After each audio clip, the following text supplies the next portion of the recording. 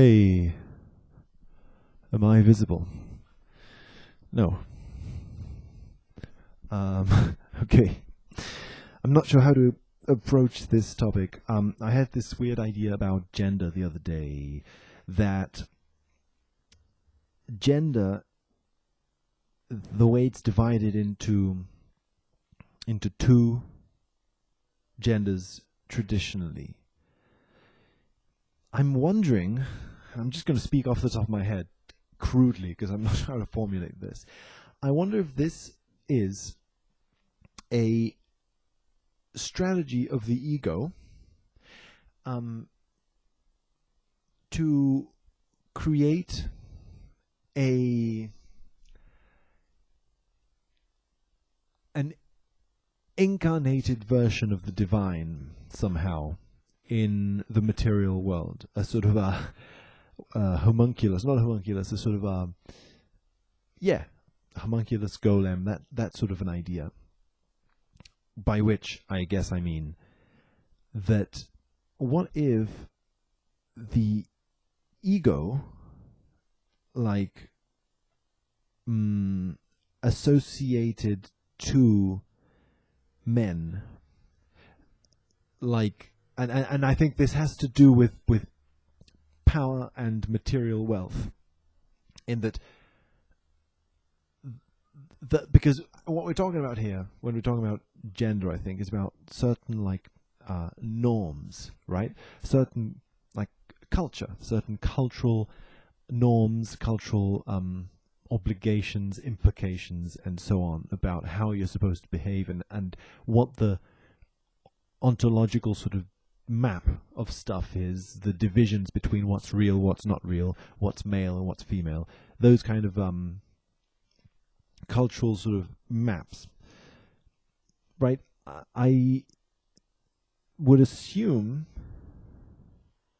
and at least that's the impression I get, that these kind of cultural maps, the cultural maps that stay on the surface of the mainstream, of the status quo, are the cultural maps that are believed in and therefore expressed and become culture.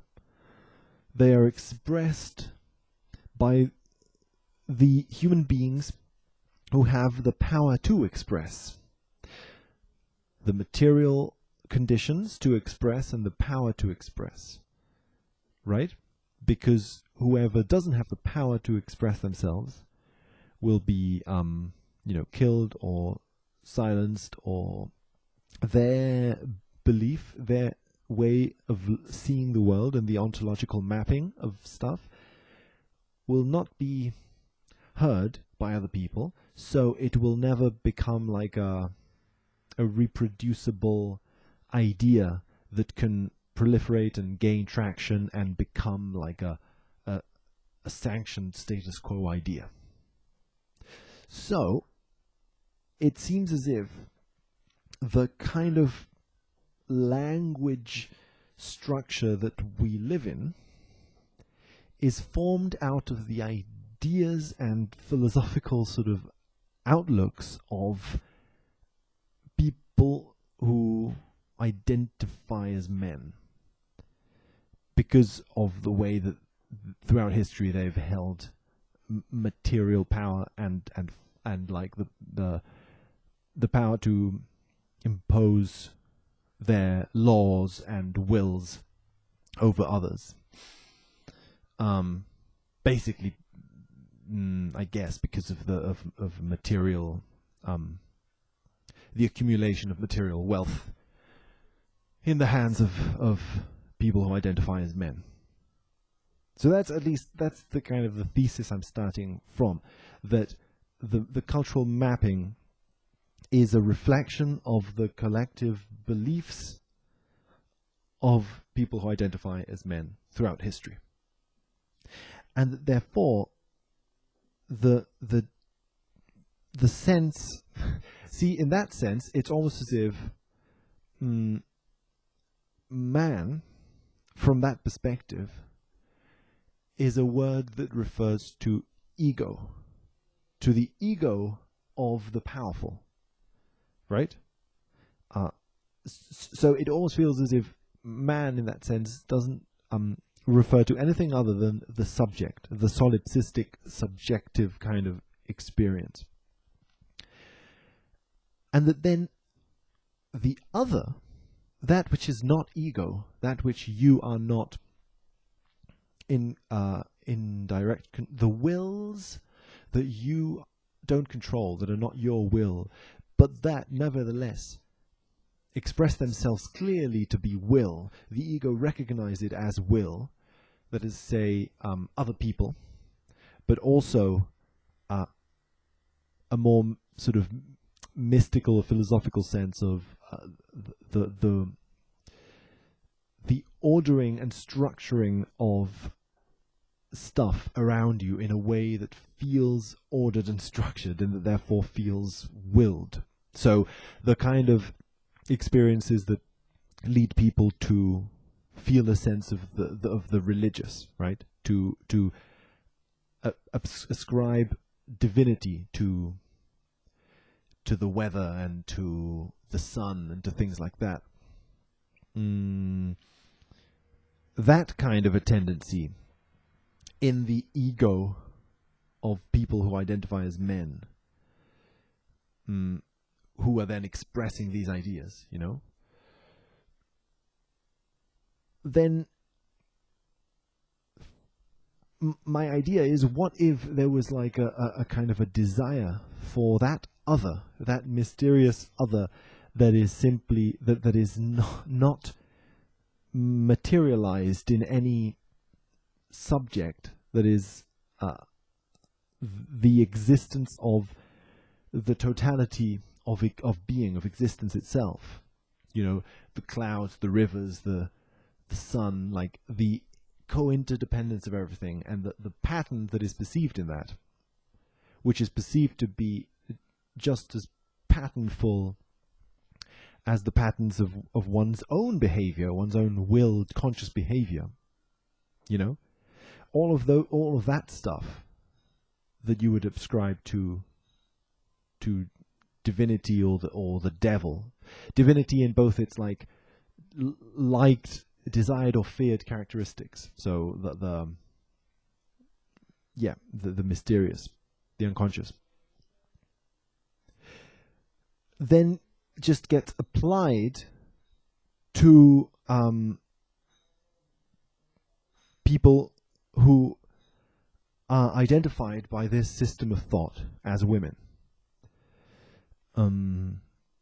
Because of the importance given, I guess, in this system of thought to certain characteristics of the body, you know, regarding like genitalia and breasts and like other aspects of the body, the importance given to those aspects of the body, and the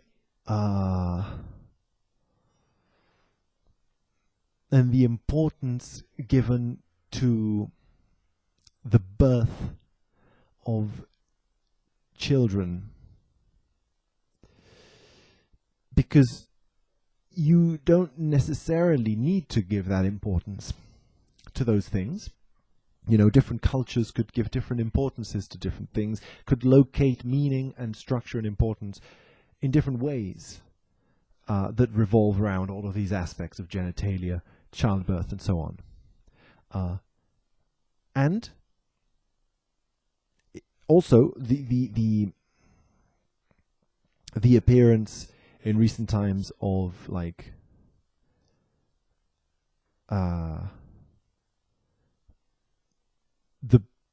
the possibility to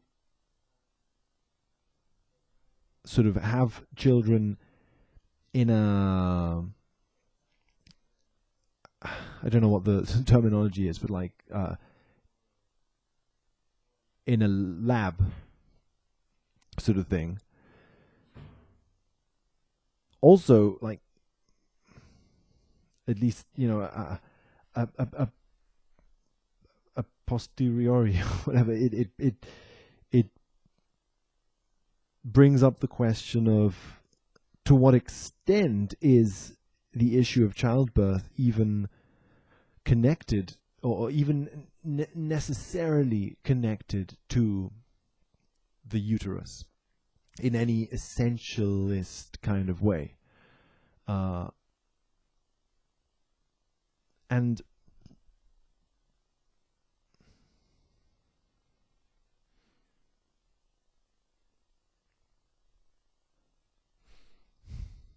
I'm not sure if I'm being able to express this idea very well, but I just I'm wondering whether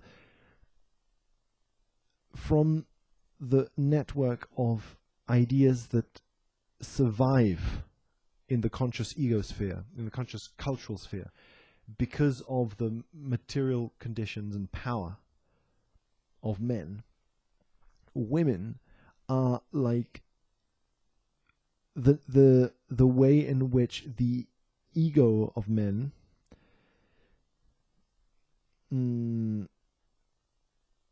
project the other onto that person. They project the male gender role projects otherness onto the female gender role, which it then, defines in a feedback loop, because by its power, it creates laws, written laws and unwritten laws, that those who are called women should behave in this way or shouldn't behave in this way, and then punishment and reward sort of re-strengthens those behaviors and so on. And so, by reflection, the behaviors of men also sort of strengthened in this way of what a man should do or should be. And then it seems to me, again, and it's an idea I haven't put that much thought into, but it seems to me that the importance of genitals and stuff like that is so, like, it feels to me so cultural, like that really there isn't that much need for so much value to be placed on childbirth in this way. I think that to jump ahead a little bit, it seems to me as if the value placed on childbirth is the value placed on childbirth precisely because of the dynamics of power, of money, because the ego is so terrified of death that it sort of conceptualizes eternal life in terms of the eternal growth of one's domain.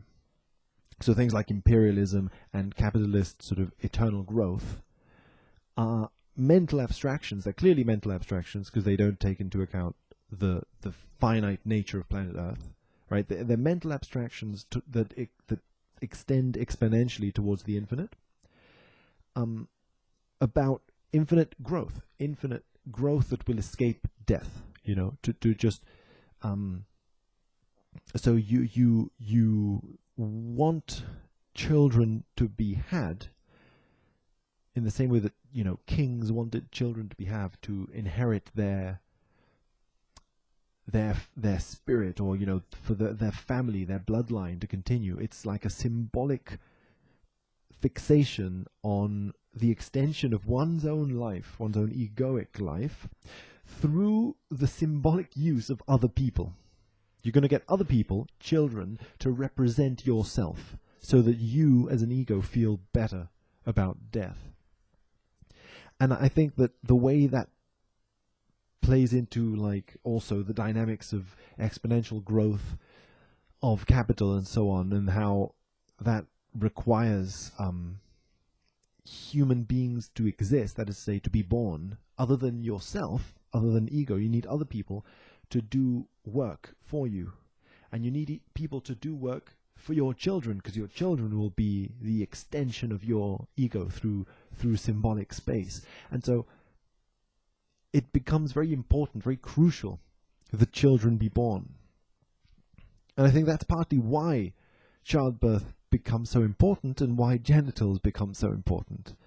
And so it makes me wonder, like, if those things weren't given that much importance, let us say if the ego didn't have those levels of death anxiety, the ego, and here I suppose again that's the weird structure of the ego, because it's as if the ego is power, and so the ego of culture expressed through the accumulation of wealth and power. The ego of culture is, in a macrocosmic way, the ego of those who are closer to that center of power, and then sort of dissolves down into the strata of society that is most far away from the material conditions that would allow them to be free, to act as they would want, and not to act according to the interests of the people who are employing them, you know. So basically, it could mean that the very existence of gender as a set of norms that need to be followed, as a set of sort of behaviors that need to be followed, is like a symbolic overlay of processes that don't need to be overlaid in that way symbolically. You know, it's as if the ego's own death anxiety requires it to project onto another human being the image of the other. This other it's projecting is actually the other of divinity, which is a non-material thing, in the sense it's a relational thing. It's a systemic thing, the way in which things are interrelated. But because getting into touch with that requires the ego to interrelate and therefore lose its power, you know, and submerge into the collective network of power of a network, because it doesn't want to do that. It needs the other to exist as a human being. And so this other, for the ego of the people who identify with this enormous network called the male gender, for whoever is within the realm of that, whoever isn't, and this gets decided because of the appearance of specific genitals connected to childbirth being important because of the fear of death, the anxiety over death, which gets overcome with the symbolic value applied to children as like extenders of the bloodline and shit like that. That then the vagina, the uterus, and the body that has a vagina and a uterus gets seen as the embodiment of the divine in its desired and feared aspects, and because it's a projection that avoids confrontation with the actual divine, that projection is going to be a source of suffering, because in Buddhist terms it's a form of attachment. It's an enormous form of attachment on the part of the ego, right? And it's a form of attachment that, again, in Buddhist sort of like terms, is simultaneously attachment and rejection of equal intensity, right? So then women get perceived as being objects that belong to men, like servants. And at the same time, precisely because of that attachment, get rejected as lesser beings. And they're rejected as lesser beings because of the role that they play as embodiments, golem figures of the divine, which the ego is trying at all costs to not. It doesn't want the divine, because the divine dissolves it, and at the same time it wants the divine, because it is it, because unconsciously the ego is the divine. So it's caught in this loop, where, again, and when I say the ego, I don't mean that only, like, that's the thing with this language, that our whole language is so based on the distinctions of gender that it's very difficult to talk about this. But when I say the ego, I don't mean that that certain human beings have egos and others don't, or that certain obviously I don't mean that, but it feels as if ego is something that gets constructed culturally as well as individually, socially as well as individually, and that because it has to do with power, it seems to socially construct itself around ideas of actual material wealth, which gets assigned historically to people who identify with the male role, and who are co-identified amongst each other, as a cultural sort of distinction, which then exists as a reflection against anyone who is not the ego, anyone who is not a real person. And that's the funny thing, because this also, it plays into all sorts of projections of the other and of discrimination, right? It's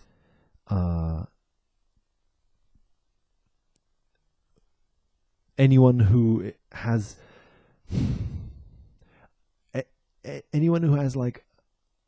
amongst other things, a body that somehow gets assigned to otherness from the perspective of wherever material wealth is. So if material wealth ends up accumulating in the hands of white men, historically, then anyone whose body is significantly, significantly from the perspective of that male ego, right? Whatever that male ego considers to be important, an important difference, right? Because, why aren't differences in fingernail shape important? Like the fact that skin color or genitals are important to the male ego, I think, has to do with its accumulation of wealth. And in both cases, whoever is other to the white male ego is projected as being other in the sense of mystical and divine, right? And at the same time, non-human, inhuman.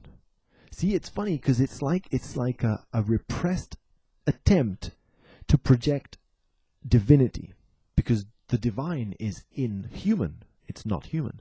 But when that divinity gets projected onto a human body in order to appease the ego, the non-humanity of God gets translated as the kind of non-humanity that the male white ego wants to destroy. It wants to literally materialize its inhumanity. That is to say, actually make that person cease to be human. Whereas the inhumanity of God means that it's not human, that it literally is not an individual materialized being, but the entirety, the totality of all materialized beings, including chairs and trees and everything. So I'm not sure. That's all a very sort of confused set of thoughts, but I'm interested in this idea at the moment, And yeah, see what you think. I don't know how much of it sort of is of any interest, but thanks.